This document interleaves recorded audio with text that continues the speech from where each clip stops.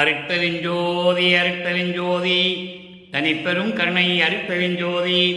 எல்லா உயிர்களும் இன்புற்று வாழ்க, வள்ளல் மலரடி வாழ்க வாழ்க, கொல்லா விரதம் குவளை எல்லாம் ஓங்குக, நல்லோர் நினைத்த நலம் பெறுக, நன்று நினைத்த எல்லோரும் வாழ்க இசைந்து. உலக மக்களே, அறிவார்ந்த அன்பர்களே, ஆண்மநேய ஒருமைப்பாடுடைய அன்பர்களே, வல்லப்பமான நமக்கு அருளிய திருவிற்பாவில் 3ஆம் திருமுறையில் 1வது பதிகம் திருவுலாப்பேறு என்ற பதிகத்தினுடைய பாடல்களை பார்த்து கொண்டிருக்கிறோம். ஒவ்வொரு பாடலிலும் ஒவ்வொரு விதமாக நமக்கு விளக்கம் கொடுத்திருக்கிறார்கள் நமது இறைவன் வல்லற்பமானவர்கள். வல்லற்பமானவர்கள் இந்த மண்ணுக்கு வருவிக்க உற்ற போது சமயங்களும் மதங்களும் மார்க்கங்களும் சார்ந்து இருந்த நிலையில் இருந்தது. 4 யுகங்களிலுமே கிரேதயுகம், திரேதயுகம், துவாரயுகம், கலியுகம் 4 யுகங்களிலுமே சமயங்கள், மதங்கள், மார்க்கங்கள் உருவாகிவிட்டன.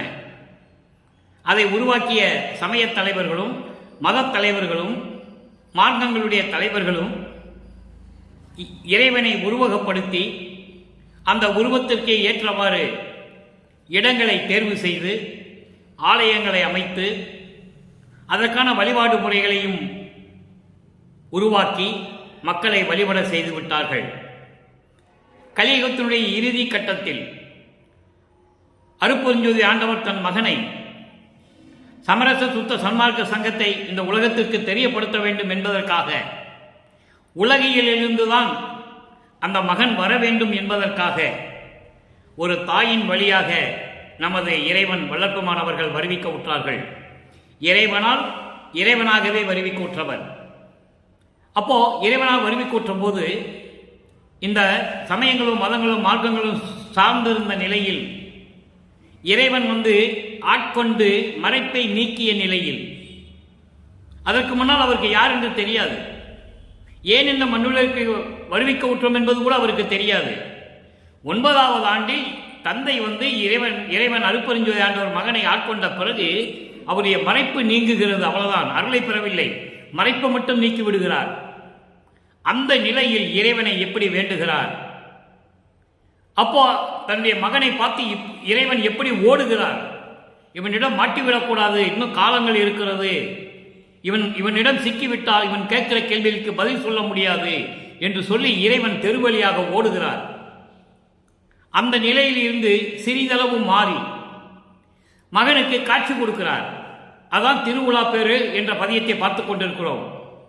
இறைவனுடைய திருவிழா வீதியை திருவீதி அந்த உலாவிலே வரும்போது, தெருவிலே வரும்போது இறைவன் எப்படி தன் மகனுக்கு காட்சி கொடுக்கிறார்? இறைவனை பார்த்த மயக்கத்தில், அதாவது இறைவனை பார்த்த அந்த மெய்மறந்து இருக்கின்ற நிலையில் மறுபடியும் ஏமாற்றிவிட்டு இறைவன் மறைந்து விடுகிறார். அதை 10 பாடல்களிலே ஒவ்வொரு விதமாக நமக்கு அருளியிருக்கிறார்கள். அந்த இறைவனுடைய அழகையும் இறைவனுடைய சிறப்பையும் எப்படியெல்லாம் ஒரு தோழியிடம் சொல்லுகிறார் என்பது போல, அதாவது உள்ளத்திலும் சொல்லுவது போல இந்த பாடலை நமக்கு இறைவன் அருளியிருக்கிறார்கள். அதை பார்த்து கொண்டிருக்கிறோம். சமயங்களும் மதங்களும் மார்க்கங்களும் சாராத நிலை வரும்போது சமரச சுத்த சன்மார்க்கத்தை தன் தந்தையிடம் பெற்ற பிறகு இந்த சமயங்களும் மதங்களும் மார்க்கங்களும் தேவையில்லை என்று முடிவு கட்டி எப்படி இறைவனிடம் அருளை பெற்றுக் கொண்டார் என்பதை தொகுப்பாக பார்த்து கொண்டிருக்கிறோம். ஏனென்றால் 1ஆம் திருமுறையிலிருந்து 4ஆம் திருமுறை இருக்கிற பாடல்களை எல்லாம் விளக்கம் சொல்லிவிட்டு அந்த பாடல்களுக்கு ஏற்றபடி 6ஆம் திருமுறையிலே எங்கெங்க விளக்கம் இருக்கிறது என்பதை மக்களுக்கு எடுத்து கூற வேண்டும். ஏனெனில் 200 ஆண்டு காலமாக வல்லற்பமானுடைய இறைநிலையை, அவர் இறைவனாகவே வருவிக்க உற்றார் என்ற நிலையை மக்களிடம் யாரும் சொல்லவில்லை. அந்த நிலையை மாற்ற வேண்டும், அந்த நிலையை மாற்ற வேண்டும். அதற்காகத்தான் இந்த வள்ளலார் ஊழியனை இறைவன் ஆட்கொண்டார். அதனால்தான் 1ஆம் திருமுறையிலிருந்து 4ஆம் திருமுறை வரைக்கும் எந்தெந்த பாடல்களுடைய விளக்கங்கள் 6ஆம் திருமுறையில் முடிவாக இருக்கின்றன என்பதை பார்த்து கொண்டிருக்கிறோம். இப்ப பாருங்க, இன்னைக்கு 2வது பாடல் திருவுலாப்பேரில் 2வது பாடல் 3ஆம் திருமுறை பதிகம் 1. பாடலை நல்லா கவனிங்க. பாடலை கவனிச்சாதான் அந்த பாடலில் இருக்கின்ற அந்த நிலைகளுக்கு, அந்த 3 நிலைகளை சொல்லுவார். அந்த 3 நிலைகளுக்கும் விடை எங்கெங்கு இருக்கிறது 6ஆம் திருமுறையிலே என்பதை பார்க்க போகிறோம். சீர்தேன் பாடல் பாருங்க. சீர் தேன் பொழிலார் ஒற்றி நகர் தியாக பெருமான். சமயங்களும் மதங்களும் மார்க்கங்களும் சூழ்ந்திருந்த காலகட்டங்களில் திருவெற்றியூரில் இருக்கின்ற இறைவனை தியாகராஜ பெருமான் என்று சொல்லுவார். தில்லையிலே இருக்கின்றவனை நடராஜன் என்று சொல்லுவார். திருமுல்லை வாயிலே இருக்கின்ற இறைவனை மாசிலாமணி என்று சொல்லுவார். தந்தை துணி கட்டிக்கொண்டு திருவில்லைத்தாயத்தில் இருக்கின்ற இறைவனை பிச்சாண்டி என்று சொல்லுவார். இப்படி அந்தந்த காலகட்டங்களில் அந்தந்த இடத்திற்கு ஏற்றபடி ஆலயங்களை அமைத்ததனால் நமது குழந்தை இறைவன் வல்லற்புமானவர்களும் அதே போன்று சொல்லிக் கொண்டிருக்கிறார். அப்போ தியாகராஜ பெருமானுடைய நிலை எப்படி இருக்கிறது அங்கன்னா, சீர்தேன் பொழிலார் ஒற்றிநகர் தியாக பெருமான் பவனி வர திருவிழா வருகிறார். அதான் திருவிழா பேரு. பேரென்றால் பாக்கியம், இறைவனை பார்த்த பாக்கியம். திருவிழா பேரு பவனி வர பார்த்தேன். தியாகராஜ பெருமானுடைய பவனி வர பார்த்தேன், கண்கள் இமைத்தில்லை கான். தோழியிடம் சொல்லுகிறார், மனதிடம் சொல்லுகிறார். தன்னை ஒரு பெண்ணாக உருவகப்படுத்திக் கொண்டு, இறைவனை தலைவனாக உருவகப்படுத்திக் கொண்டு, உள்ளத்தை தோழியாக உருவகப்படுத்திக் கொண்டு கூறுகிறார் இந்த பாடலில். கண்கள் இமைத்தில கான், பைம்பொன் வளைகள் அமைத்தில. இறைவனை பார்த்து இறைவன் எப்படி இருக்கிறான்னு சொல்றார். பைம்பொன் வளைகள் அமைத்தில, தார்த்தேன் குழலும் சரிந்தன. தார்த்தேன் குழலும் சரிந்தனக்கான், தானை இடையில் பிரிந்தனக்கான், ஈர்த்தேன் குழலாய் என்னடி நான் இச்சை மயமாய் நின்றதுவே. இறைவனை பார்த்தவுடனே எப்படி அந்த அழகிலே மயங்கி நிற்கிறார் இறைவனை பார்த்து என்பதை சொல்லுகிறார். சீர்த்தேன் பொழிலார். சீர்த்தேன் பொழிலார் என்பது பூஞ்சோலைகள் நிறைந்த, தேன் சொரிகின்ற, புத்தம் புது மலர்கள் பூத்து குலுங்குகின்ற பூஞ்சோலைகள் நிறைந்த திருவெற்றியூரிலே இருக்கின்ற தியாகராஜ பெருமானுடைய பவனியை நான் பார்ப்பதற்காக நின்று கொண்டிருக்கிறேன். கண்கள் இமைத்தில. கண்கள் இமைய கூட மூடலையா, அப்படியே பார்த்துட்டு இருக்காருன்னு சொல்றாரு. அதோடு மட்டுமல்ல, தார்த்தேன் குழல். தார்த்தேன் குழல் என்பது தேன் சொரியும் மலர்களை சூடிய கூந்தல். தன்னை பெண்ணாக உருவப்படுத்தினார் இல்லையா, தன்னுடைய கூந்தல் அவிழ்ந்து விட்டது. கட்டிய இடையில் கட்டிய ஆடை அவிழ்ந்து விட்டது. அது கூட தெரியாமல் நான் இறைவனை பார்த்த மயக்கத்தில் நின்று கொண்டிருந்தேன். இறைவன் மாயமாய் மறைந்து விட்டான். என்னடி தோழி இது என்று சொல்லுகிறார். இப்ப அந்த பாடலுடைய விளக்கம் பாருங்க. இதுவரை பதவுரை பார்த்தோம். பாடலுடைய விளக்கம் பாருங்க. அதாவது புத்தம் புது மலர்கள் பூத்திருந்து தேன் சொரிகின்ற மலர்கள் நிரம்பிய பூஞ்சோலைகள் சூழ்ந்த திருவெற்றியூர் நகரில் இருக்கின்ற தியாகராஜ பெருமானுடைய பவனியை பார்ப்பதற்கு நான் நின்று கொண்டிருந்தேன். அப்போ இறைவன் வருகிறார். நான் நின்று கொண்டிருந்தேன். இறைவன் திருவிழா வீதி வரும்போது, பவனி வரும்போது நான் பார்த்து கொண்டிருந்தேன். கண்கள் இமைக்காமல் பார்த்து கொண்டிருந்தேன். அவ்வளவு பேரழகு இறைவன். கழுத்திலே பொன்னால் செய்த வளையல் கூட அந்த வளையங்கள் அணியவில்லை. அவ்வளவு அழகாக இருந்தது இறைவனுடைய அழகை நான் பார்த்து ரசித்துக் கொண்டிருந்தேன். அப்போது புத்தம் புது மலர்கள் சூடிய என்னுடைய கூந்தலும் அவிழ்ந்து விட்டது. அது கூட எனக்கு தெரியவில்லை. என் மேலாடை சரிந்து கீழே விழுந்து விட்டது. அதுவும் எனக்கு தெரியவில்லை. இப்படி இச்சை மயமாய் நின்று கொண்டிருந்தேன். இறைவனை பார்த்த ஆனந்தத்தில் என்னை மறந்து நான் நின்று கொண்டிருந்தேன். என் தோழி மறுபடியும் இறைவனை பார்க்க முடியவில்லை. அப்போ மகனை பார்த்து திருவழி ஓடிய இறைவன் ஒரு பதியத்தில் சொல்றார். அதுக்கப்புறம் மகனை பார்த்து காட்சி கொடுக்கிறார். அந்த காட்சியை பார்த்து இவர் மயங்கி கொண்டிருக்கின்ற நிலையில் மறுபடியும் மறைந்து விடுகிறார். அதை உள்ளத்திடம் சொல்லுவது போல, ஒரு தோழியிடம் சொல்லுவது போல உலக மக்களுக்கு சொல்லுகிறார். உலக மக்களே, திருவெற்றியூரில் இருக்கின்ற தேன் சொரியும் புத்தம் புது மலர்கள் பூத்து கொண்டிருந்த பூஞ்சோலைகள் நிறைந்த திருவெற்றியூரிலே தியாகராஜனுடைய பவனியை, திருவிழா வீதியை நான் பார்க்க சென்றிருந்தேன். கண்கள் இமைக்காமல் நான் பார்த்து கொண்டிருந்தேன். அப்போ தன்னுடைய அழகை காட்டினார். அவர் கழுத்திலே பொன் வளையல் கூட அணியவில்லை. அற்புதமாக இருந்தது. அவ்வளவு அழகாக இருந்தார். அவரை பார்த்து கொண்டிருந்ததில் என்னுடைய கூந்தல் அவிழ்ந்ததும் எனக்கு தெரியாது. என்னுடைய மேலாடை சரிந்து கீழே விழுந்ததும் எனக்கு தெரியாது. அவ்வளவு இச்சை மயமாய் நான் இருந்தேன் உலக மக்களே, நான் என் தந்தையை பார்த்தேன். என் தந்தை இவ்வளவு அழகாக இருந்தார். அப்போ நான் என்னுடைய நிலையெல்லாம் மறந்து நின்று கொண்டிருந்தேன். அந்த நேரத்தில் மீண்டும் மாயமாகி விட்டார், மீண்டும் மறைந்து விட்டார். ஆக ஒவ்வொரு காலகட்டத்திலும் தன் மகனுக்கு அருளை கொடுக்கிறார். 6ஆம் திருமுறையில் அந்த விளக்கிற்கு இந்த பாடலை நம்ம பார்க்க போறோம். எப்படியெல்லாம் அருளை கொடுத்தார் என்பதை நாம் பார்க்க போறோம். அப்போ இறைவனுடைய நிலையையும், திருவொற்றியூரில் இருக்கின்ற நிலையையும், அந்த இறைவன் பவனி வருவதையும், பின்பு மகனை கண்டு காட்சி கொடுத்து விட்டு மறைந்ததையும் சொல்லுகிறார். இது சமயங்களும் மதங்களும் மார்க்கங்களும் சார்ந்திருந்த நிலையில் அதே இறைவன் தன் மகனுக்கு சமரச சுத்த சன்மார்க்கத்தை கொடுத்த பிறகு இறைவன் எங்கே இருக்கிறான்? வடலூரிலே. எப்படி இருக்கிறார் இறைவன்? அப்படிப்பட்ட இறைவன் எப்படி அருளை கொண்டவன்? அந்த இறைவனுடைய அருளை நான் எப்படி பெற்றுக்கொண்டேன் என்பதை முடிவாக சொல்லுகிறார். அப்போ சமரச சுத்த சன்மார்க்கம் தான் உலக மக்களுக்கு தேவையானது என்பதை இங்கு வலியுறுத்துகிறார் நமது இறைவன் வல்லற்புமானவர்கள். சமயங்களும் மதங்களும் மார்க்கங்களும் தேவையில்லை, நீங்கள் நேராகவே சமரச சுத்த சன்மார்க்கத்துக்கு வர வேண்டும் என்று கூறுகிறார். இதை 200 வருட காலமாக யாருமே மக்களிடம் சொல்லவில்லை என்பதுதான் வேதனையான விஷயம். கீழே இருந்துதான் வர வேண்டும், உருவ வழிபாடு செஞ்சுதான் வர வேண்டும் என்று சொல்லி சொல்லி அவன் சமரச சுத்த சன்மார்க்கத்துக்கு வருவதற்குள்ளவே இறந்து விடுவான். அதனால்தான் அகவலிலே சொன்னார், செத்தவர்கள் சிரித்து எழுந்திட. அப்படிப்பட்டவர்களெல்லாம் இறந்து போனவர்களை எல்லாம் திருப்பி கொண்டு வர வேண்டும். அதான் அகவலிலே சொன்னது. சுத்த சன்மார்க்கத்தை தெரியாமலே இறந்து போனவர்கள் இருக்கிறார்கள். அந்த ஆன்மாக்களை எல்லாம் திருப்பி எழுப்பி,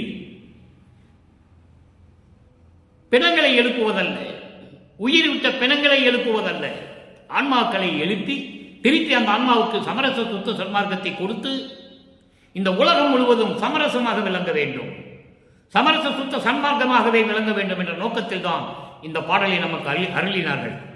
6ஆம் திருமுறையை பாருங்க, 3 நிலைகள். திருவொற்றியூரில் இருக்கின்ற இறைவன் தியாகராஜ பெருமான் என்று சொல்லுவார்.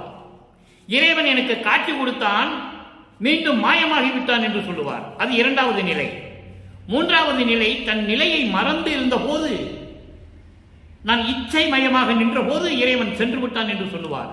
இந்த 3 நிலைகளுக்கும் 3 விளக்கங்கள் 6ஆம் திருமுறையில் எப்படி இருக்கின்றன என்பதை பார்க்க போகிறோம். கவனமாக கேளுங்கள். 6ஆம் திருமுறை பதிகம் 20, பிள்ளை பெருவிண்ணப்பம். பிள்ளை யாரு? நமது இறைவன், குழந்தை இறைவன் ராமலிங்கம் அவர்கள், வல்லற்பெருமான் அவர்கள் இறைவனிடம் விண்ணப்பம் வைக்கிறார். எப்படி? பெரும் விண்ணப்பம். அதில் 2வது பாடல் திருவிழா பேரு 3ஆம் திருமுறையில் இருக்கின்ற 2வது பாடலுக்கு இங்கு முடிவான விளக்கம் இருக்கிறது. இங்கேயும் 2வது பாடல் நல்ல கவனிங்க. திரிவு இலா பொருளே. அங்கே தியாகராஜ பெருமான் என்று சொல்லுவார். இங்கே சொல்ற பாருங்க, திரிவு இல்லா பொருளே, திருச்சிற்றம்பலத்தே திகழ்கின்ற தெய்வமே. அருட்பெருஞ்சோதி ஆண்டவர் ஆன பிறகு மற்ற தெய்வங்களுடைய பெயர் தேவையில்லை என்று சொல்கிறார். சமரச சுத்த சன்மார்க்கத்தை பெற்ற பிறகு சமயங்களும் மதங்களும் மார்க்கங்களும் தேவையில்லை என்று சொல்லுகிறார். ஒரே கடவுள் அருட்பெருஞ்சோதி, ஒரே மார்க்கம் சமரச சுத்த சன்மார்க்கம். அவ்வளவுதான், முடிஞ்சு விட்டு. திரிவு இலா பொருளே, திருச்சிற்றம்பலத்தே திகழ்கின்ற தெய்வமே, அன்பர் பரிவு வரும் போரும் விரைந்து வந்து அருளும் பண்பானே. பண்பனே, பறை இடைப்பாகா, பறை இடைப்பாகா, பெரிய பொற்சபையில் நடம்புரிகின்ற பேரருள் ஜோதியே, எனக்கே உரிய. வல்லற்பெருமானவர்கள் திருவருட்பாவிலே 1ஆம் திருமுறையிலிருந்து 6ஆம் திருமுறை வரைக்கும் பல இடங்களில் சொல்லுவார், எனக்கே என்று சொல்லுவார். எனக்கே என்றால் எனக்கு மட்டும் இந்த பிரபஞ்சத்தில் வேறு யாருக்கும் கிடையாது, யாருக்கும் பங்கு கிடையாது, முழுமையான சொத்து எனக்கு தான். எனக்கே உரிய நல் தந்தை வல்லலே, நல் தந்தை வல்லலே, அடியேன் உரைக்கின்றேன், நான் அடியேன் உரைக்கின்றேன், கேட்டு அருள் புரிய. இதுவே விண்ணப்பம், இதுவே என்று சொல்லுகிறார். இப்ப இந்த பாட்டுடைய பொருள் பாருங்க. திரிவு இலா பொருளே. திரிவு என்பது முரண்பாடு இல்லாத, வேறுபாடு இல்லாத, ஒரே நிலையில் இருக்கின்ற பொருளே என்றால் இறைவன். முரண்பாடு இல்லாத, வேறுபாடு இல்லாத இருக்கின்ற ஒரே இறைவன் அருட்பெருஞ்சோதி. அப்போ முரண்பாடும் வேறுபாடும் இல்லாத ஒரே நிலையில் இருக்கின்ற நிலை என்ன நிலை? சமயங்களும் மதங்களும் மார்க்கங்களும் இல்லாத சமரச சுத்த சன்மார்க்க நிலை, சத்திய நிலை. அதைதான் இங்கே சொல்கிறார், திரிவு இல்லா பொருளே. சமயங்களையும் மதங்களையும் மார்க்கங்களையும் எல்லாம் நீக்கிவிட்டு சமரச சுத்த சன்மார்க்கம் என்ற சத்திய நெறியில் இருக்கின்ற இறைவன் அருட்பெருஞ்சோதியே, திருச்சிற்றம்பலத்தை திகழ்கின்ற தெய்வமே, சத்திய ஞான சபையிலே விளங்கிக் கொண்டிருக்கின்ற, சத்திய ஞான சபையிலே அருளாட்சி செய்து கொண்டிருக்கின்ற தெய்வமே, அருட்பெருஞ்சோதியே, அன்பர் பரிவு உறும் தோறும் விரைந்து வந்து அருளும் பண்பனே. சாதுக்கள், சமரச சுத்த சன்மார்க்கத்தை சேர்ந்தவர்கள், நல்லா கவனிக்கணும். நீங்க சமயங்களையும் மதங்களையும் மார்க்கங்களையும் சேர்ந்தவர்கள் அன்பர்கள் அல்ல, புற இனத்தார்கள். அவன் புலால் சாப்பிடுவான். சமரச சுத்த சன்மார்க்கத்தை சேர்ந்தவன் தான் புலையும் கொலையும் தவிர்க்க முடியும். அப்போ அன்பர் பரிவு கூறும் தோறும் சாதுக்கள், சாதகர்கள், இல்லறத்தில் இருக்கின்ற சுத்த சன்மார்க்கத்தினர், அவர்கள் அன்பர்கள். இல்லறத்தில் இருக்கின்ற உலக வாழ்க்கையில் விளங்கிக் கொண்டிருக்கின்ற இல்லற வாழ்க்கையில் இருந்த அன்பர்கள் பரிவு உருதோறும் துன்பப்படும் போதெல்லாம், துயரப்படும் போதெல்லாம், வேதனைப்படும் போதெல்லாம் விரைந்து வந்து அருளும் பண்பாளன் அருட்பெருஞ்சோதி. எவ்வளவு தெளிவாக சொல்றார் என்பதை நீங்கள் புரிந்து கொள்ள வேண்டும் என்பர்களே. மிகவும் தெளிவாக எளிமையாக நமக்கு அருளி இருக்கிறார்கள். நம்மளை எல்லாம் படைத்து காத்துக் கொண்டிருக்கின்ற இறைவன் வல்லற்பமானவர்கள் என்பதை இங்கு நான் பதிவு செய்ய கடமைப்பட்டிருக்கிறேன். அன்பர் பரிவு தோறும் விரைந்து வந்து அருளும் பண்பனே, பறையிட பாகா, பறை இடைப்பாகா. இங்க பறை என்பது உலகியல் விளக்கம் பராசக்தி என்று சொல்லுவார்கள். பராசக்தியை இறைவன் விட்டிருக்கின்ற அருள் சக்தி தான். நல்லா புரிஞ்சுக்கணும் நீங்க. அப்போ பராசக்தியை ஒரு பக்கத்தில் வைத்துக் கொண்ட, பராசக்தியை இடது பக்கத்தில் வைத்துக் கொண்ட இறைவன் என்று சொல்லுகிறார்.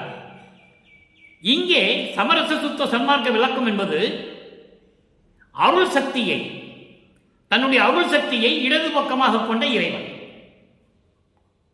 அருள் சக்தியை இடது பக்கமாக கொண்ட இறைவன். அதான் பறை இடை பாகா என்று சொல்லுகிறார். பெரிய பொற்சபையில் நடமுறுகின்ற பேரருள் ஜோதியே. பெரிய பொற்சபை எது? பெரிய என்றால் பொன் போன்று மின்னுகின்ற, ஒளிர்ந்து கொண்டிருக்கின்ற, அப்படிப்பட்ட ஒப்பற்ற நிலையில் இருக்கின்ற பொற்சபையில் நடமுறுகின்ற பேரருள் ஜோதியே, அருள் நடனம் செய்து கொண்டு அருளாட்சி செய்து கொண்டிருக்கின்ற அருட்பெருஞ்சோதி ஆண்டவரே, எனக்கே உரிய நல் தந்தை வள்ளல். எனக்கே உரியவன் என் தந்தை, யாருக்கும் கிடையாது, சொந்தமே கிடையாது.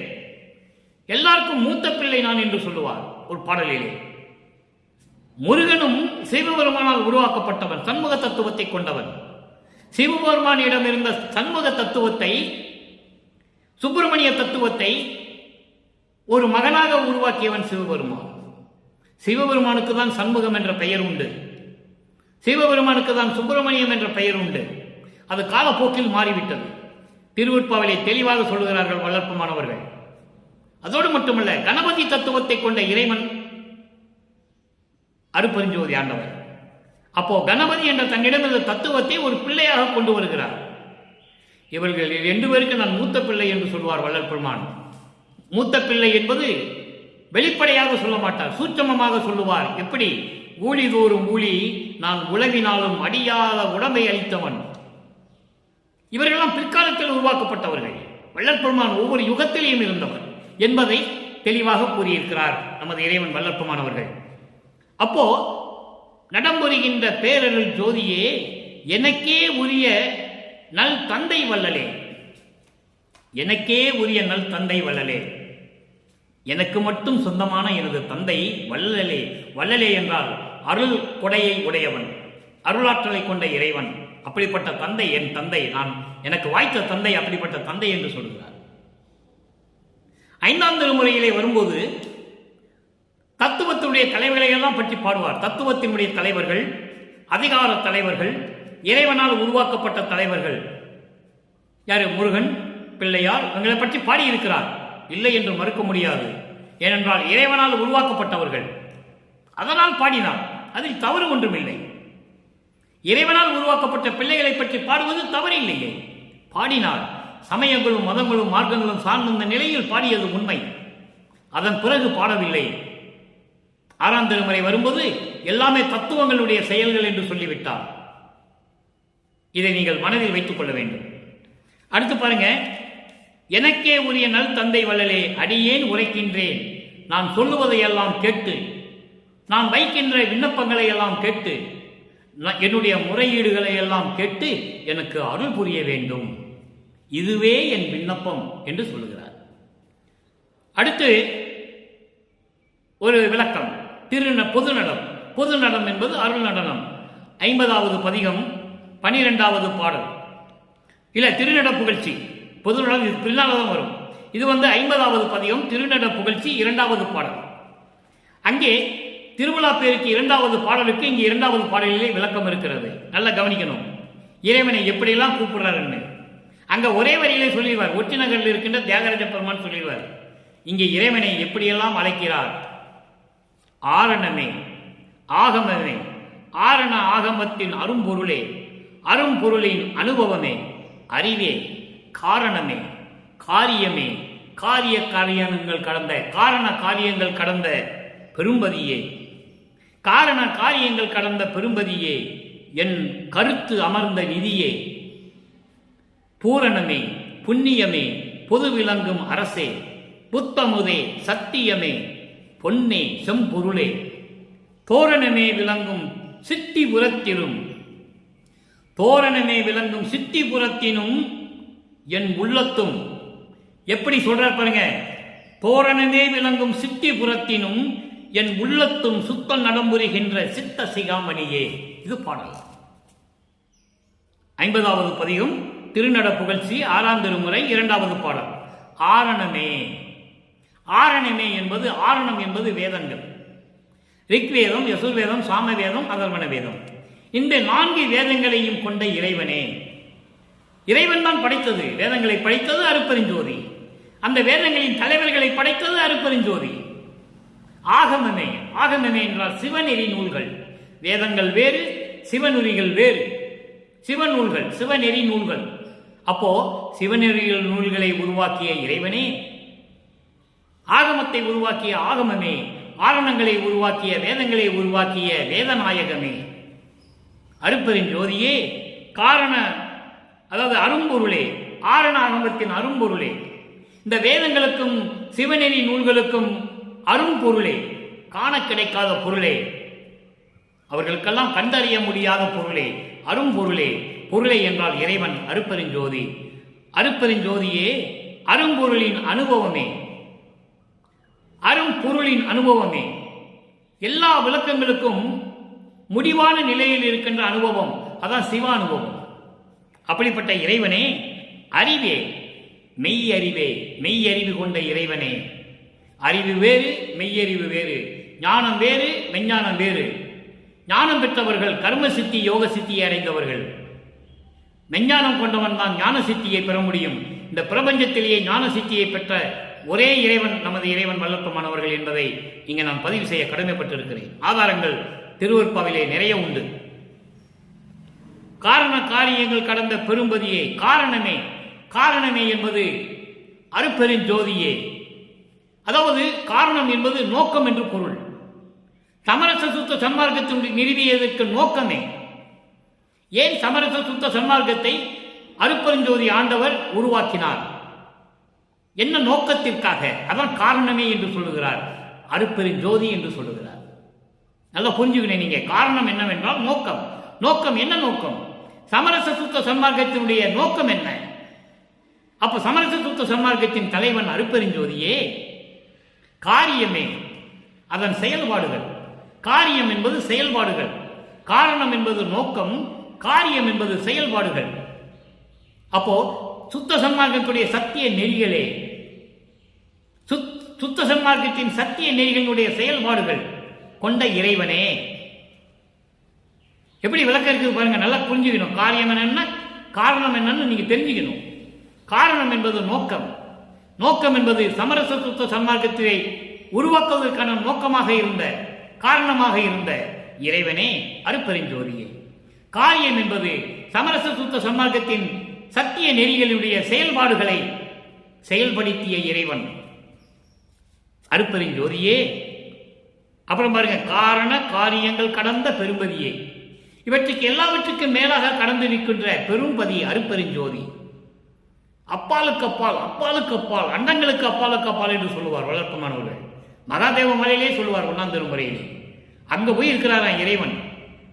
இவற்றையெல்லாம் கடந்து அதற்கு மேல்வெளியிலே இருக்கின்ற அருட்பெருஞ்சோதியே, பெரும்பதியே, எல்லாவற்றுக்கும் முதல்மான கடவுளே, முதன்மையான கடவுள் அருட்பெருஞ்சோதியே, என் கருத்து அமர்ந்த நிதியே. கருத்து என்பது உள்ளம். எனது உள்ளத்தில் அமர்ந்து கொண்ட அருள் செல்வமே. இறைவன் எங்க இருக்கிறாரா? அவர் உள்ளத்தில் இருக்கிறார். அங்கே 3ஆம் திருமுறையிலே அப்படி போக்கு காட்டி ஓடி போயிடுவார். மகன்கிட்ட சிக்கக்கூடாது. சிக்கினா மகன் விடமாட்டான். ஏன் எனக்கு இந்த மண்ணுலத்துக்கு கொண்டு வந்தேன்னு கேட்பான். ஏன் அருளை கொடுக்கான்னு கேட்பான். இதில் இவங்கிட்ட மாட்டவே கூடாது, மறைஞ்சிடுற.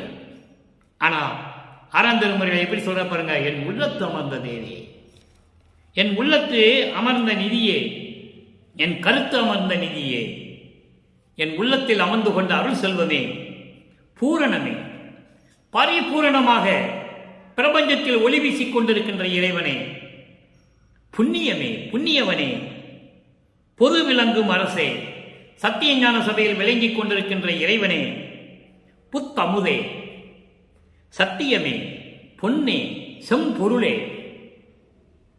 எப்படி சொல்றா பாருங்க இறைவனே. பொன்னே, மணியே, கண்ணே, தன் தந்தையை எப்படியெல்லாம் போற்றி புகழ்கிறார் என்பதை நீங்கள் பார்க்க வேண்டும். செம்பொருளே, செம்பொருளே என்பது தீ கிளம்பு போல ஜோதியோடு விளங்கிக் கொண்டிருக்கின்ற அருட்பெருஞ்சோதி ஆண்டவரே. தோரணமே விளங்கும் சித்துபுரத்தினும். தோரணம் என்பது உலகிலேயே சொல்லுவார்கள், அப்பா தோரணம் கட்டுப்பான்னு சொல்லுவாங்க.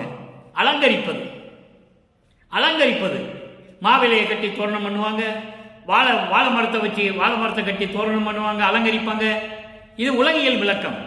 இங்கே தோரணமே என்பது அருளோடு விளங்கிக் கொண்டிருக்கின்ற சித்திபுரத்தினும். சித்திபுரம் என்பது வடலூர். வடலூரிலே அருளோடு விளங்கிக் கொண்டு திரு அருள் செங்கோலாட்சி செய்து கொண்டிருக்கின்ற இறைவன் சித்திபுரத்திலும் இருக்கிறான், என் உள்ளத்திலும் இருக்கிறான். சித்திபுரத்திலும் இருக்கிறான், என் உள்ளத்திலும் இருக்கிறான். எங்க வச்சு சொல்றாரு? சித்தி வளாகத்தில் மேட்டுக்குப்பத்தில் வச்சு சொல்றார். சித்தி வளாகம் குடிசையில் இருந்து கொண்டு சொல்லுகிறார், சித்திபுரத்தில் வடலூரில் இருக்கின்ற என் இறைவன், என் தந்தை அருளோடு விளங்கிக் கொண்டிருக்கின்ற வடலூரிலும் இருக்கின்றான், என் உள்ளத்திலும் இருக்கின்றான். சுத்த நடம் புரிகின்ற சித்த சிகாமணியே. சுத்த நடம், சுத்த நடம், நடத்திலேயே சுத்த நடம் என்று சொல்றார் பாருங்க. சமயங்களும் மதங்களும் மார்க்கங்களும் சேர்ந்து இருந்தீர்கள், அந்த நிலையில வெறும் நடம் என்றுதான் சொல்லுவார். இங்கே அருட்பெருஞ்சோதி ஆன பிறகு அதே சிவபெருமான், அதே தியாகராஜ பெருமான் எல்லா பேரையும் ஒன்னாக்கி அருட்பெருஞ்சோதியின் பேர் வச்சு இங்க கொண்டு வர்றாரு. அருட்பெருஞ்சோதியின் பேர் வச்சு இங்க கொண்டு வந்து நிற்கும் போது சுத்த நடம் என்று சொல்லுகிறார். சுத்த நடம் என்பது சமயங்களும் மதங்களும் மார்க்கங்களும் இல்லாத நிலையில், மாயைகளும் மயக்கங்களும் இல்லாத நிலையில், துன்பங்களும் துயரங்களும் இல்லாத நிலையான அந்த மார்க்கமான சமரச சுத்த சன்மார்க்க நிலையில் இருந்து கொண்டு அருளாட்சி செய்து கொண்டு அருளடனம் புரிந்து கொண்டிருக்கின்ற சித்த சிகாமணியே, என் உள்ளத்தில் அமர்ந்திருக்கின்ற இறைவனே என்று சொல்லுகிறார். அடுத்த ஒரு நிலைக்கு விளக்கம் 52 பொதுநடம் 12வது பாடல். பொது நடத்திலே மொத்தம் 20 பாடல் உண்டு. 10 பாடல் 3வது பதியத்தில் கேட்கின்ற 19வது பதியத்தில் 10 பாடலை பார்த்து விட்டோம். இங்கே திருவிழா பேருக்கு மீதி இருக்கிற 10 பாடல். இது 12வது பாடல். அங்கே 2வது பாடலுக்கு இங்கேயும் 12வது பாடலிலே விளக்கம். நல்ல கவனிங்க. மூவிரு முடிவின் முடிந்ததோர் முடிவே, மூவிரு முடிவின் முடிந்ததோர் முடிவே, முடிவையெல்லாம் கடந்ததோர் முதலே, தாவிய முதலும் கடையும், தாவிய முதலும் கடையும் மேல் காட்டா சத்திய தனி நடுநிலையே. அற்புதமான பாடலுங்க. விளக்கம் நல்லா கவனிக்கணும் நீங்க. மேவிய நடுவில் விளங்கிய விளைவே, விளைவெல்லாம் தருகின்ற வெளியே. இறைவனை வெளி என்று சொல்லுகிறார், அதுக்கு விளக்கம் இருக்கிறது. விளைவெல்லாம் தருகின்ற வெளியே, பூவியல், பூ இயல், பூ இயல் அளித்த புனித சத்குருவே, பொது நடம்புரிகின்ற பொருளே. இறைவன் எப்படிப்பட்ட நிலையில் இருக்கிறான்? மூவிரு முடிவில் முடிந்ததோர் முடிவே. மூவிரு 3 × 2, 3 × 2 6. 6 அந்தங்களின் முடிவில் இருக்கின்ற முடிவான இறைவனே. 6 அந்தங்கள்: கலாந்தம், யோகாந்தம், போதாந்தம், சித்தாந்தம், வேதாந்தம், நாதாந்தம். இந்த 6 அந்தங்களை தான் சொல்லுகிறார். மூவிரு. மூவிருனா 3 × 2, மூவி 2 6. இந்த 6 அந்தங்களுடைய முடிவினுடைய முடிவான இறைவனே, அருட்பெருஞ்சோதியே. 6 அந்தங்களையும் கடந்து அந்தங்களினுடைய முடிவுகளுக்கெல்லாம் முடிவான இறைவன் அருட்பெருஞ்சோதியே. முடிவெல்லாம் கடந்ததோர் முதலே. இந்த முடிவுகளெல்லாம் கடந்த நிலையில், அதற்கு அப்பாற்பட்ட நிலை. ஒவ்வொன்றுக்கும் ஒரு நிலை இருக்கிறது. இந்த 6 அந்தங்களின் முடிவுகளுக்கு முடிவான இறைவன்.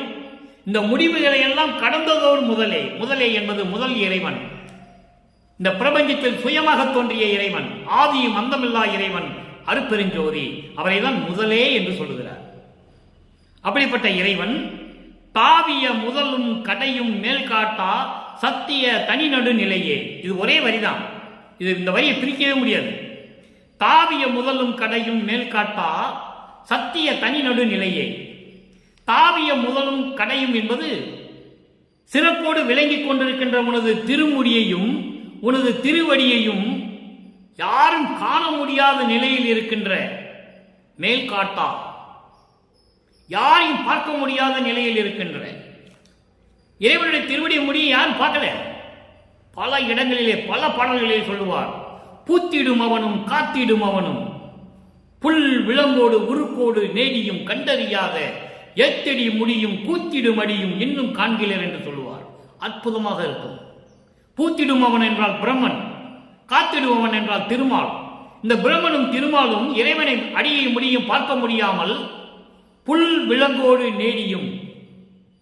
புல் விலங்கு என்பது, புல் என்பது பறவை, அன்னப்பறவை. பிரம்மன் அன்னப்பறவையாக உருவெடுத்து செல்லுகிறான் முடியை பார்ப்பதற்கு. விலங்கு என்பது பன்றி. இவர் பன்றி உருவம் எடுத்து அடியை பார்க்க செல்லுகிறார் திருமால். அப்படி சென்றும் கூட ஏற்றிடும் அடியும் கூத்திடும் முடியும், அதாவது ஏற்றிடும் முடியும் கூத்திடும் அடியும் ஒப்பற்ற நிலையில் இருக்கின்ற திருமுடி. அதை இங்க சொல்றார். தாவிய முதல் என்று சொல்கிறார். இங்கே தாவிய முதலும் அப்படி என்றால் ஏற்றிடும் முடியும், போற்றத்தக்க முடிவில் இருக்கின்ற அந்த முடியையும் கூத்திடும் அடியும், நடனமாடுகின்ற கூத்தாடுகின்ற அந்த திருவடியையும் இன்னும் பார்க்கவில்லை என்று சொல்லுகிறார். அதான் இங்க சொல்லுகிறார். தாவிய முதலும் கடையும் ஒப்பற்ற நிலையில் விளங்கிக் கொண்டிருக்கின்ற உனது திருமுடியையும் உனது திருவடியையும் யாரும் பார்க்க முடியாத நிலையில் சத்திய தனி நடு நிலையே. சத்திய தனி நடு நிலையே சிவமார்க்கத்தில் சுத்த சிவமார்க்கம். அப்படிப்பட்ட வெளியில் இருக்கின்ற நிலையே இறைவனே. மேவிய நடுவில் விளங்கிய விளைவே. மேவிய நடுவில் விளங்கிய விளைவே என்பது பரவெளியில் பொருந்திய. பரவெளி, பரம்பரவெளி, பராபரவெளி. அப்படி பரவெளியில் விளங்கிக் கொண்டிருக்கின்ற விளைவே. விளைவே என்றால் பலன்களை தரக்கூடிய, அருள் ஆற்றல்களை தரக்கூடிய இறைவனே. விளைவெல்லாம் தருகின்ற வெளியே. இப்படிப்பட்ட பலன்களையும் அருள்களையெல்லாம் தரக்கூடிய இறைவனே, அருட்பெருஞ்சோதியே, வெளியே என்று சொல்லுகிறார் இறைவனை. அவர்தான். ஏனென்றால் வெட்ட வெளியாகத்தான் தன் மகனுக்கு 6 மாத குழந்தையிலே தில்லையிலே சிதம்பர ரகசியத்தை காட்டியது. பாடலிலே அருமையாக இருக்கிறது. அந்த பாடலாம் அற்புதமா இருக்கும். அப்படிப்பட்ட வெளியே என்று சொல்லுகிறார். பூவியல் அளித்த புனித சத்குருவே. பூ இயல். பூ இயல் என்பது அருள் பூ. அதெல்லாம் விளக்கங்கள் இருக்குது. 4ஆம் திருமுறையில படிக்கும்போது நம்ம பார்ப்போம். அருள் பூ, மணப்பூ, செம்நிலப்பூ, இப்படியெல்லாம் சொல்லுவார். நிறைய பூ சொல்லுவார். இங்கே பூவியல் என்பது அருள் பூ. எனக்கு அருளை கொடுத்த புனித சத்குருவே, பொது நடமுறுகின்ற பொருளே, சத்தியஞான சபையிலே அருள் நடனம் செய்து கொண்டிருக்கின்ற அருட்பெருஞ்சோதியே என்று சொல்லுகிறார். இறுதியான ஒரு விளக்கம். காலம் நெருங்கிக் கொண்டிருக்கிறது, நேரம் நெருங்கிக் கொண்டிருக்கிறது.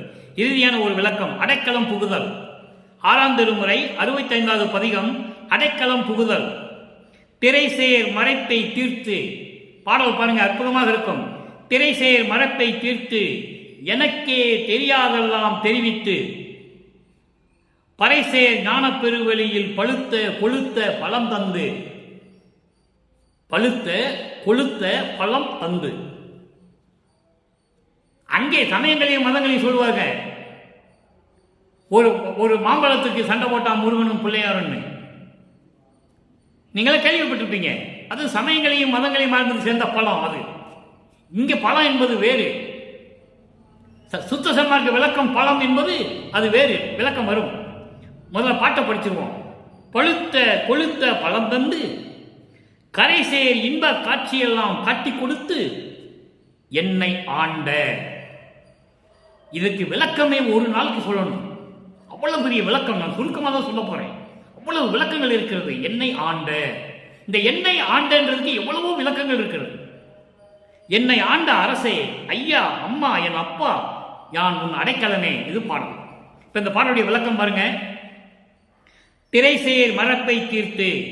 திரைசேர் மறைப்பு என்பது சமயங்களும் மதங்களும் மார்க்கங்களும் சார்ந்த அந்த மாயைகளையும் மயக்கங்களையும் துன்பங்களையும் துயரங்களையும் எல்லாம் நீக்கி, அதான் திரைசேர் மறைப்பு என்று சொல்லுகிறார். அப்படிப்பட்ட மயக்கங்களை எல்லாம் நீக்கி எனக்கே தெரியாதெல்லாம் தெரிவித்து, எனக்கு தெரியாதெல்லாம் தெரிவித்து, யாரும் அறிய முடியாதையெல்லாம் எனக்கு காட்டி. யாரும் அறிய முடியாதையெல்லாம் காட்டி என்பது ஏமசித்தி, சாகா கல்வி, தத்துவங்களை நிகரம் செய்தல், அதன் பிறகு கடவுள் நிலை அறிந்து அம்மையமாதல். இந்த நிலைகளை எல்லாம் எனக்கு காட்டி. வேறு யாருக்கும் தெரியாது. இந்த பிரபஞ்சம் தோன்றி யாருக்குமே தெரியாது. எந்த பதத்தலைவன், அதாவது பிரம்மன், திருமால், ருத்திரன் இவங்களுக்கும் சரி, விண்ணோர் வேந்தன் இந்திரனுக்கும் சரி, யாருக்குமே தெரியாது. ஏமசித்தினா என்னன்னு தெரியாது, சாகா கல்வினா என்னன்னு தெரியாது, எப்படி தத்துவங்களை கடக்க வேண்டும் என்று கூட தெரியாது, கடவுள் நிலை அறிந்து அம்மையமாகவும் தெரியாது. அப்படி எனக்கே தெரியாதெல்லாம் தெரிவித்து பறைசேர் ஞான பெருவெளியில். பறைசேர் நான் ஏற்கனவே சொல்லியிருக்கேன். பறை என்பது பராசக்தி. பராசக்தி என்பது அருள் வல்லம் படைத்த அந்த நிலை, அருள் நிலை. அருள் நிலை சேர்ந்த ஞான பெருவெளி, அதான் 16வது நிலை, ஞானத்தில் ஞானம். அப்படி ஞானத்தில் ஞானம், அந்த ஞான பெருவெளியில், அருள் நிலையில் இருக்கின்ற அந்த ஞான பெருவெளியில் பழுத்த கொழுத்த பழம் தந்து. பழுத்த கொழுத்த பழம் தந்து அருப்பெருஞ்சோதியை கொடுத்து, திருவருள் செங்கோலாட்சியை கொடுத்து. எப்படி சொல்றார் பாருங்க, அற்புதமான இடம் அது. அருப்பெருஞ்சோதியை கொடுத்து, அருள் செங்கோல் ஆட்சியும் கொடுத்து, நீ இனிமே பிரபஞ்சத்தை இயக்குவாயாக மகனே, 5 தொழிலையும் செய்து கொண்டு உன் எண்ணம் போல் விளையாடுக என்று சொல்லுவார். நீ விளையாடு மகனே, என்னென்ன நினைக்கிறதோ அப்படியெல்லாம் நீ விளையாடு. அறந்திருமல் இருக்கும், அற்புதமா இருக்கும். நீ விளையாடு மகனே, எல்லாம் உன் செயல் தான், விளையாடு என்று சொல்லுவார். அப்படி பழம், பழுத்த கொழுத்த பழம் தந்து அருப்பெருஞ்சோதியையும் திருவருள் செங்கோல் ஆட்சியையும் எனக்கு கொடுத்து, கரைசேர் இன்ப காட்சியெல்லாம் காட்டி கொடுத்து, உன்னை அடையக்கூடிய, நீ என்னோடு வந்து கலந்து கொள்ளக்கூடிய அந்த இன்ப காட்சியெல்லாம், பேரின்பமான காட்சியெல்லாம் எனக்கு காட்டி கொடுத்து, என்னை ஆண்ட அரசே, என்னை ஆண்ட அரசே. அதாவது கருவிலே வந்து என்னை ஆண்டு கொண்ட என் தந்தை, 6 மாத குழந்தையிலே சிதம்பரத்திலே ரகசியம் காட்டிய என் தந்தை, 9வது ஆண்டிலே ஆண்டாறு 3 ஆண்டில் ஆட்கொண்ட அருள்கடலே. அழகா சொல்வார் 2ஆம் திருமுறையிலே பதிகம் 85, அடிமை பதிகம். அடிமை பதிகம் என்ற பதிகத்திலே 3வது பாடலிலே சொல்லுவார், ஆண்டாறு 3 ஆண்டில் ஆட்கொண்ட அருள்கடலே என்று சொல்லுவார். அங்கே எப்படி ஆண்டு கொண்டார்? மறைப்பை நீக்கினார், அவ்வளவுதான். அதை தான் இப்ப நம்ம 3ஆம் திருமுறையில பார்த்துட்டு இருக்கோம். அப்புறம் எப்படி ஆண்டு கொண்டார்? 12 ஆண்டு தொடங்கி எப்படி ஆண்டு கொண்டார் என்பதை மெய்யருள் வியப்பு 112வது பதிகம் 6ஆம் திருமுறையிலே 78வது பாடல், 79வது பாடல், 2 பாடலையுமே இருக்கு. எப்படி பாருங்க, 12 ஆண்டு தொடங்கி இற்றைய பகல் வரையும் படியில் பட்ட பாட்டை நினைக்கும் போது மலையும் கரையுமே. 12வது ஆண்டில் என்னை வந்து ஆட்கொண்டாயே, நான் அந்த 12 ஆண்டு வரைக்கும் இந்த மண்ணிலே வருவிக்க உற்று, ஒன்னால் இந்த மண்ணிலே வருவிக்க உற்று 12 ஆண்டு வரைக்கும், இன்றைய பகல் வரைக்கும் இந்த மண்ணுலகிலே படியில் என்று சொல்வார், படி என்பது மண்ணுலகம். இந்த மண்ணுலகிலே நான் பட்ட பாட்டை நினைத்தால் பெரிய மலை கூட கரைஞ்சு போகும். அவ்வளவு துன்பங்களையும் துயரங்களையும் நான் பட்டிருக்கிறேன். 9வது ஆண்டில் ஆட்கொண்டு ஓடிவிட்டாய், தெருவிலே ஓடுகின்றாய் என்னை பார்த்து. அதன் பிறகு எனக்கு காட்சி கொடுத்து மாயமாய் மறைந்து போகிறாய். என்ன விளையாட்டு இது? தெளிவாக கேட்கிறார் தந்தையிடம் 6ஆம் திருமுறையிலே. அப்போ அதுக்கப்புறம் என்னாச்சு? துணியா தந்த பாடு முழுவதும் சுகமாயிற்று. எப்போ சுகமாச்சு? துணியான்னா துன்பங்கள், துயரங்கள், நான் பட்ட பாடுகள், கஷ்டங்கள் எல்லாமே சுகமயமாயிற்று. நீ என்னை ஆட்கொண்டு எனக்கு சமரச சுத்த சன்மார்க்கத்தை என்னுடைய நெறிகளை எல்லாம் சொல்லிக் கொடுத்த பிறகு எல்லாமே எனக்கு சுகமாயிடுச்சு. துரையே, நீ மெய் அருள் இங்கு எனக்கே சொந்தமாயிற்று. எனக்கே சொந்தம், யாருக்கு பங்கு கிடையாது. பிரபஞ்சத்தில் எனக்கு மட்டும்தான் உன்னுடைய அருள் சொந்தம், இது யாருக்கும் கிடையாது. தெளிவாக சொல்ற. இது 78வது பாடல். 79வது பாடலில் சொல்லுவாரு, ஈர் 6 ஆண்டு தொடங்கி, ஈர் 6 ஆண்டு தொடங்கி. 78வது பாடலில் 12 ஆண்டு தொடங்கின்னு சொல்லுவார். 79வது பாடலில் முதல் வரியிலே சொல்லுவார், ஈர் 6 ஆண்டு தொடங்கி. 2 × 6, 2 × 6 எவ்வளவு? 12. இதே நிலையை தான் அங்கு சொல்வார். ஆக என்னை ஆண்ட துரையே என்று சொல்லும்போது இவ்வளவு விளக்கம் இருக்கிறது. அன்பர்களே, அப்படிப்பட்ட இறைவனை வணங்கி சமரச சுத்த சன்மார்க்கத்தில் இருந்து கொண்டு, சமயங்களும் மதங்களும் மார்க்கங்களும் சாராத நிலையில் இருந்து கொண்டு, அந்த சங்கற்ப விகற்பங்கள் எல்லாம் தவிர்த்து விட்டு மண் அகல் விளக்கிலே தீபமேற்றி அது முன்னால் அமர்ந்து கொண்டு ஞானசரியை படியுங்கள். அதான் உங்களுக்கு மரணமில்லா பெருவாழ்வை தரக்கூடியது. இறைவனிடமிருந்து அருளை பெறக்கூடிய வழி ஞானசரியை படிப்பது. நினைந்து நினைந்து, உணர்ந்து உணர்ந்து, அன்பு நிறைந்து நிறைந்து, ஊற்றலும் கண்ணீர் அதனால் உடம்பு நனைந்து நனைந்து, அப்படியெல்லாம் இறைவனை வணங்கணும். மரணமில்லா பெருவாழ்வில் வாழ்ந்திடலாம் கண்டேன், புனைந்துரையேன், பொய் புகழேன், சத்தியமே சொல்லுகின்றேன், பொற்சபையில் சிற்சபையில் புகுந்தருணும் இதுவே என்று சொல்லுவார். எனவே அப்படிப்பட்ட நிலையில் இருந்து கொண்டு இறைவனை வணங்கி இறைவனுடைய அருளையும் செல்வங்களையெல்லாம் பெற்றுக்கொண்டு இந்த வையகத்திலே நீங்கள் நோயற்ற வாழ்வில் வாழ்வாங்க வாழ வேண்டும் என்று இறைவனுடைய தயவோடையும் கருணையோடையும் வாழ்த்தி விடைபெறுகிறேன். இந்த வள்ளலார் ஊழியன். மீண்டும் நாளை சந்திப்போம். நன்றி, வணக்கம். அருட்பெருஞ்சோதி, அருட்பெருஞ்சோதி, தனிப்பெரும் கருணை அருட்பெருஞ்சோதி.